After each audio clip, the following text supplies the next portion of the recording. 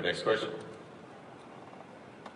Yeah, it's nice that you love Ray Harryhausen, because he's inspired us all. Yes, yes. Yeah. I just wanted to ask you, how do you compare Beowulf, like the CGI in that, to Tintin? Well, you know, the evolution of this technology has come to the point where we really, you know, can be photorealistic to the extent that the animators not just create a facial character that slides into various poses or expression, but they create the musculature, they create the nerves, they actually create an anatomy that responds like we respond, or like any actor responds in live action movies. So the facial equivalent, as you can see on some of the footage, of an emotion, of an intensity, is exactly and absolutely lifelike. And that was just because we have evolved with this technology from the Polar Express, and the biggest quantum leap ahead, of course, were the Na'vi in Avatar. We were the very happy, you know, beneficiaries of that technology and those animators. Thanks. Hi there, how are you? Okay. Hello, my name is Alex. This one's for Steven Spielberg. I really like all your movies. I'm wondering what your favorite one was to make. Oh, that's great. Great. Great. Great. Well, let me tell you the most important personal thing that ever happened to me in my life where a movie was concerned. And this is why it's my favorite movie to make. My favorite movie to make, which I hope you've seen, is E.T. And I'll tell you why it was my favorite movie to make. When we finish making a movie, we're with people for many, many months. They become like our family. But sadly, when a movie's over, everybody goes on to other movies, and we go home alone. And I got so close to those kids, you know, Robert McNaughton and Henry Thomas and Drew Barrymore, that this time when I went home from the production of E.T., I didn't want to go home. I wanted to come back to the movie, but it was over. And then I realized, why was I feeling so sad that that experience had ended? And I realized, for the first time in my life, that I wanted to have children. I never felt that before E.T. I have 7 now, thanks to E.T.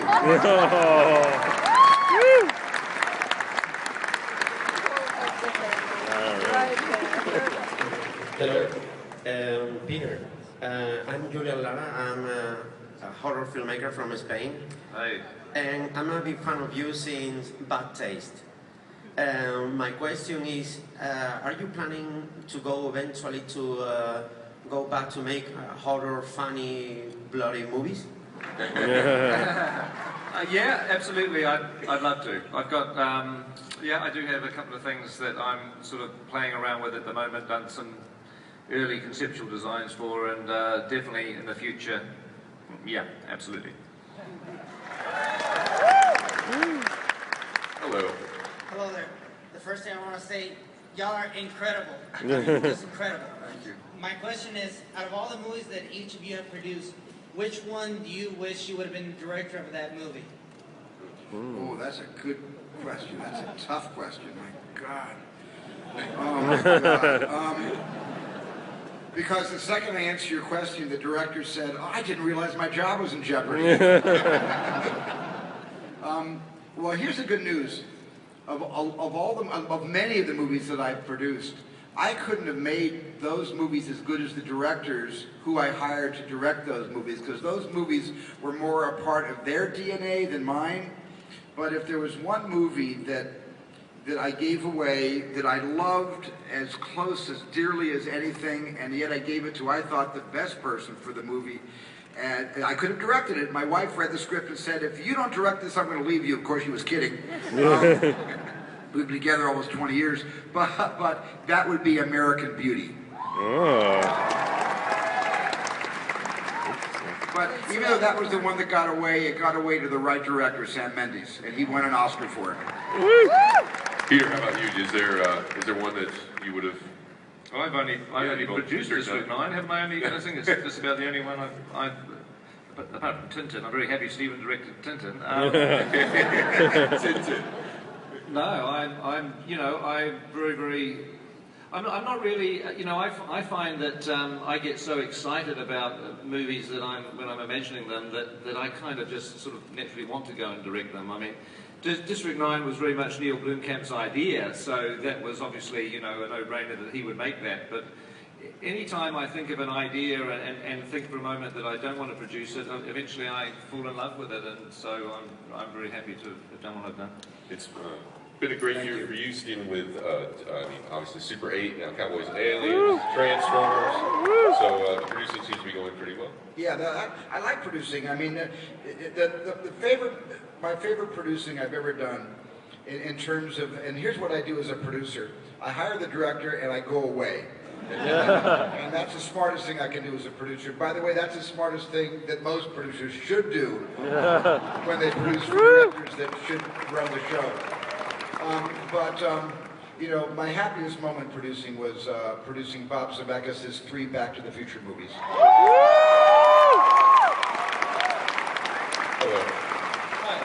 Hi. My question's for both of you guys.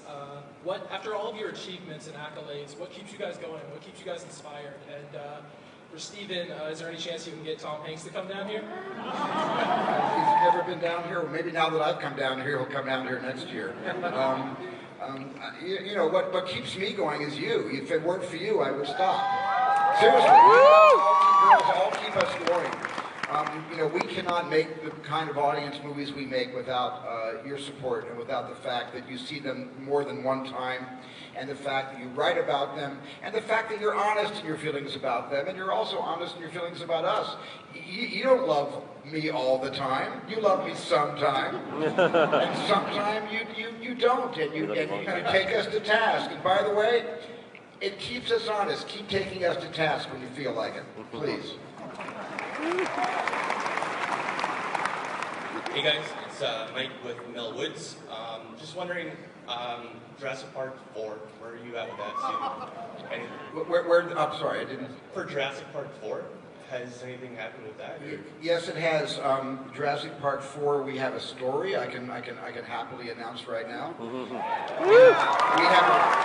We have a writer who is writing the treatment, and hopefully we are going to make Jurassic Park 4 in all of your foreseeable futures, all of our foreseeable futures, hopefully within the next 2 or 3 years. Cool.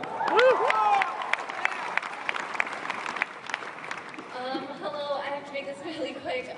Thank you, Peter Jackson, for your work on Lord of the Rings. It's my favorite film trilogy, so thank you so much.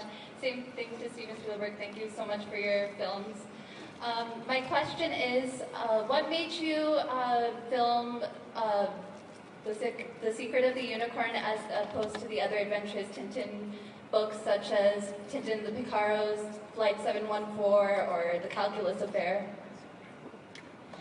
Well, it was an interesting choice because there is 24 Tintin adventures and they're all different. I mean, they go to different parts of the world. Some of them are even different tones, different themes. But we wanted to start the cinematic life of Tintin, as you could say, with a story that brought Captain Haddock and Tintin together, because for us that relationship was critical. Even though Hergé started the Tintin series without Captain Haddock in the 1930s, by 1939, 1940, he developed the Captain Haddock character, and so we wanted that meeting between those two to be part of the first film. And that meeting comes from The Crab with the Golden Claws. So we've taken a section of that and we've grafted it into The Secret of the Unicorn as the body of the film, if you like, as a central part of the mystery. And The Secret of the Unicorn was really chosen for various reasons. I mean, it was a great plot, it was a great story, and Stephen and I thought of ways in which we could expand and develop it a little further, even to make, turn the book into a movie. But it also, having developed the beginnings of this relationship with Haddock and Tintin, The Secret of the Unicorn goes into Haddock's backstory. His ancestry is inherently part of the plot, and so that appealed to us because that character of Haddock is being established in the movie. So it seemed to make sense to start with the combination of those two stories. From New Zealand, Peter. Hey, how are you, mate? I'm good. Thanks for judging the 48 hours. It's a pleasure. My question was, this is for both of you, what do you think makes a great short film? What do you look for in young filmmakers' work and that sort of thing? Well, you know, I look at, you know, a lot of short films every year. We never had YouTube when we were first starting out, so we had to go door to door with an 8mm projector, hand carried with a screen to sit up in someone's office to try to get work. But I love the amount of freedom that technology has offered very creative people and being able to express who they are through film or video, and that's happening more today than it's ever happened in history. And what I simply look for in a short film is something that's not a send-up of somebody else's work, but is totally original. Because I'm interested in hearing the voice behind the filmmaker. Who are you in your life? What do you believe in? And you can't just believe in movies and make short films that copy other people's films, but what do you have to contribute to the dialogue, to the conversation? That's always what I look for in a short film.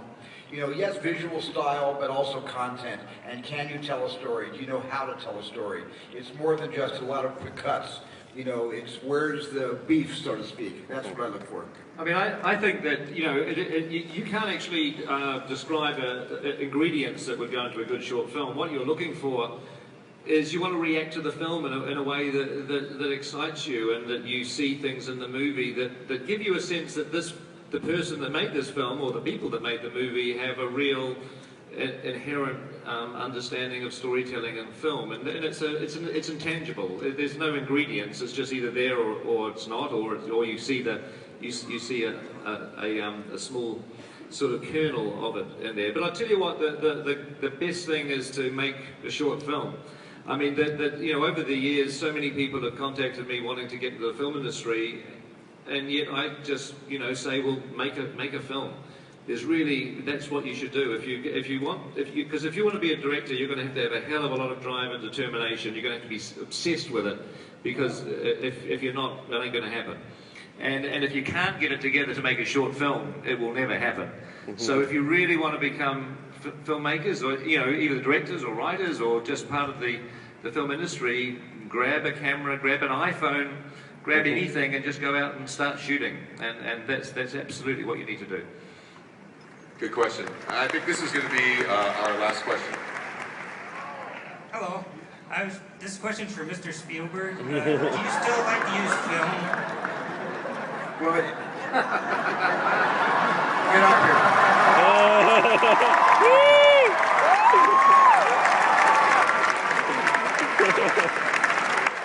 That's pretty awesome.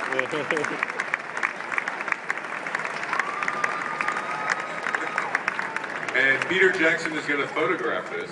Wow. So you, sir, are the luckiest man on the planet.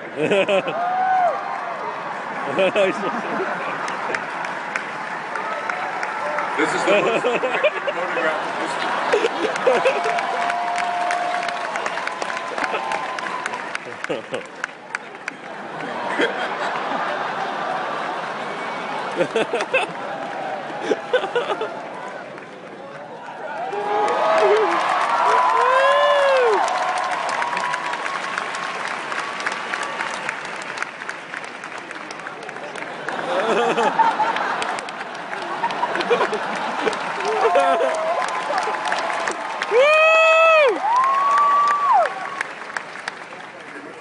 I just wanted to know if you still use film. I've used film on everything except Tintin, because there is no film step in the technology. Otherwise, everything else is on film.